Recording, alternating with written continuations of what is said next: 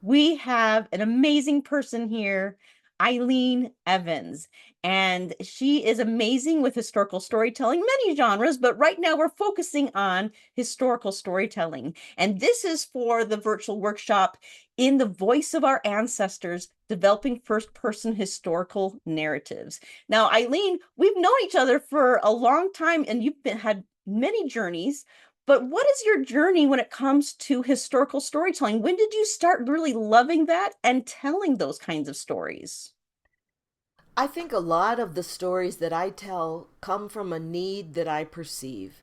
And there was a need while we were in our schools doing residencies in music and dance and drama that I saw in the children. They didn't know stories they needed to be proud of.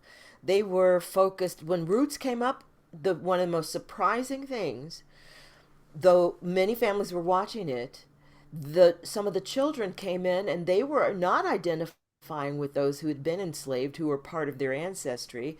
They wanted to be the overseer. They wanted to be the person in power. And they didn't see stories for them that gave them power, gave them agency, gave them a sense of value.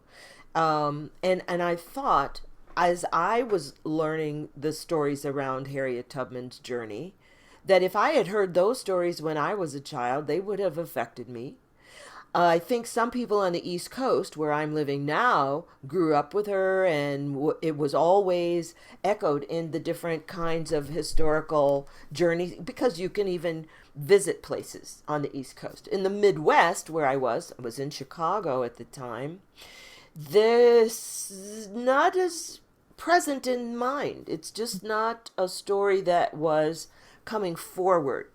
And I started the journey of reading about that and learning about her in 1989. By 1991, I had created an interactive kind of a program where I could get the students to be a part of history as well. One that they would never be able to imagine on their own. And the story alone wasn't quite enough. They needed to, I had them running barefoot with me as Harriet, and we had a bounty hunter, and he had a gun. And so the stakes were high. And when I saw the impact that that had, it wasn't just on me, it was on them, it was on their parents, it was on, oh, I never knew. And there's so many historical figures where if we had known more of their story, we would be able to learn their their strategies at different times for maintaining their hope, for maintaining their courage.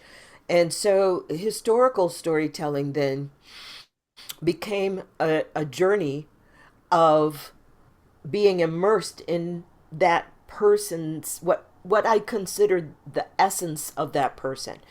So when you're an actor, you talk about their motivation, you talk about their through line. What did they want?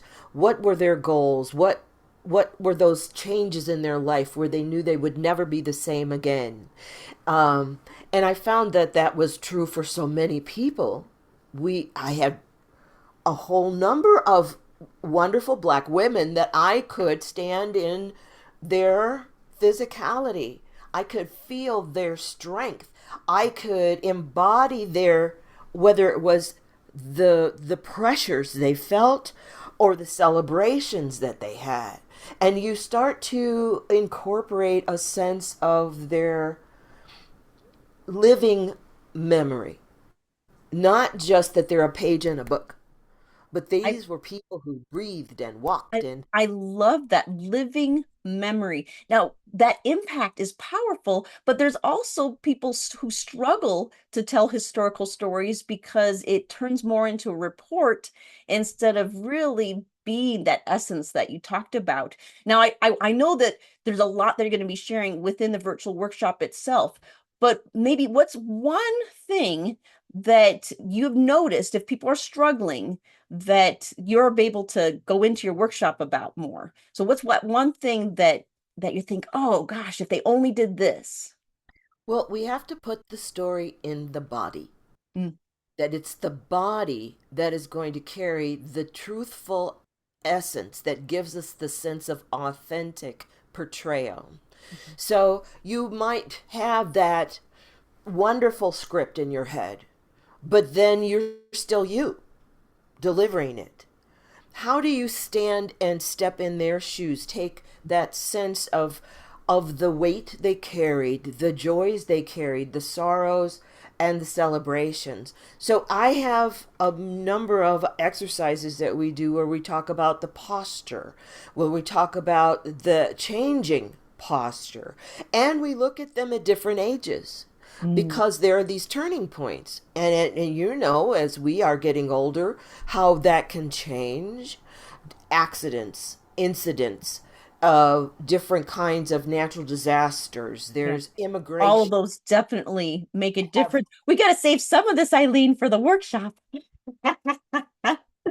But it is fantastic. See, everybody, you could just see just how much she knows, and really you have that essence of this genre, of this very important style of storytelling. We really are just I'm just really excited that on Saturday, June 6th, 2026, Eileen will be sharing much more with us. And so with that, you go to storycrossroads.org/all things story.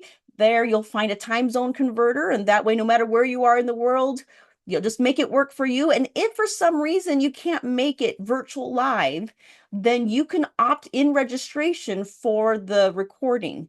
And that way you won't miss that. Virtual live will be great, but if you can't, we have a way for you.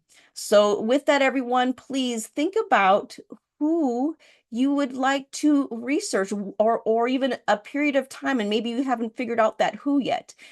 This is going to be fantastic. Eileen, you're wonderful. And to all of you out there, until we tell again. mm,